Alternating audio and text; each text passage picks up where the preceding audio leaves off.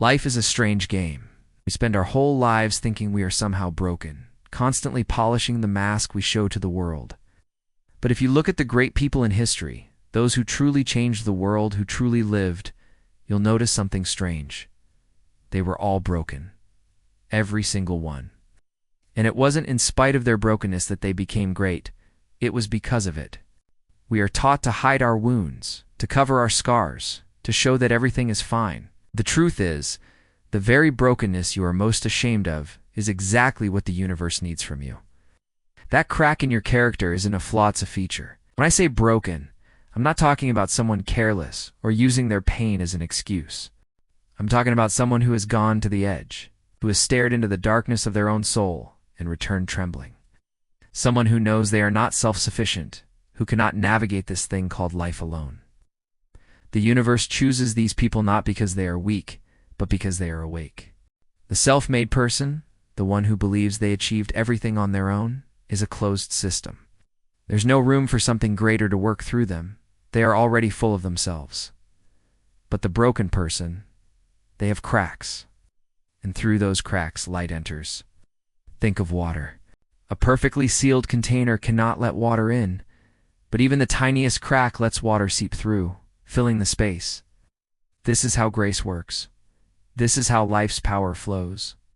Being broken does not mean being destroyed.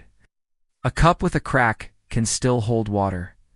A chipped window can still let in light. Often those cracks create the most beautiful patterns when the sun hits them just right. Your brokenness works the same way. Doesn't disqualify you, makes you suitable. Look at the great spiritual figures in history. Moses had difficulty speaking, yet he was chosen to deliver God's message to his people. Why? Because he knew he couldn't do it alone. In that awareness, he became the perfect vessel. David, a small shepherd boy overlooked by his family, became a great king. Why? Because he never forgot where he came from, even wearing a crown. He remembered he was just a shepherd chosen by the universe. The pattern is everywhere. Paul, the great apostle, had been a murderer, hunting the very people he would later serve. And yet, that guilt, that awareness of his capacity for evil, made him a powerful teacher. When you are broken, the illusion of control fades. Most people walk through life believing they are in charge. The broken person knows how quickly everything can collapse. They learn to trust what catches them. The broken person also becomes compassionate. They recognize themselves in others because they know struggle, failure, and the need for help.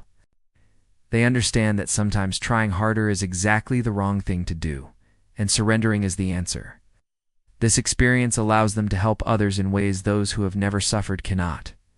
Brokenness is not an excuse. It is not a reason to give up, wallow in self-pity, or treat others poorly. If your brokenness has made you bitter, resentful, or cruel, then you've missed the lesson. The lesson is humility, gentleness, and openness. There are two types of broken people. One asks, "Why me? This isn't fair. I am cursed." The other asks, "What is this trying to teach me? How is this making me more human? What can I learn?" Both are broken, but only the second becomes wise. A teacher once said, "Your anxiety has taught you that life is uncertain. Your depression has taught you that happiness cannot be forced. Your addictions have taught you that you need help. Your failures have taught you humility." These are not disqualifications, they are your qualifications. The broken person is the perfect vessel for the universe, because they have cracks, and through those cracks light flows. So be broken, be cracked, be open. Let yourself be used in your brokenness. See your truth.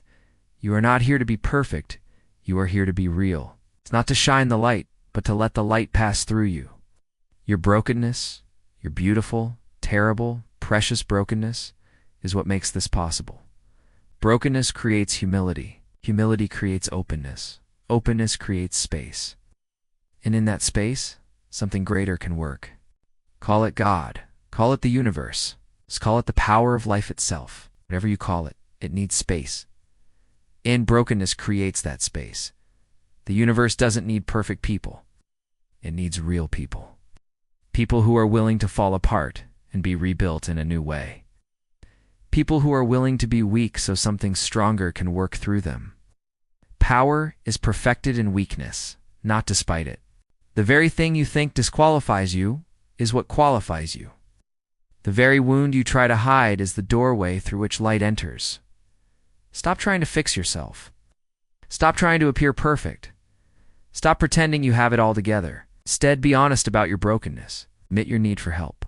And in that moment of vulnerability, you will discover something amazing. You are not alone. You never were. The brokenness you thought made you useless is exactly what makes you perfect for the universe. The best vessels are those who have been broken and rebuilt. No, they are just containers, not the thing contained. They let light pass through them, and that light shines even brighter because of the cracks. Be broken, be cracked, be open. In your brokenness, let yourself be used. Not to be perfect, but to be real. Not to have all the answers, but to be honest about the questions. It's not to be the light, but to let the light shine through you. And your brokenness, your beautiful, terrible, precious brokenness is what makes it all possible. Brokenness is the doorway for light to enter.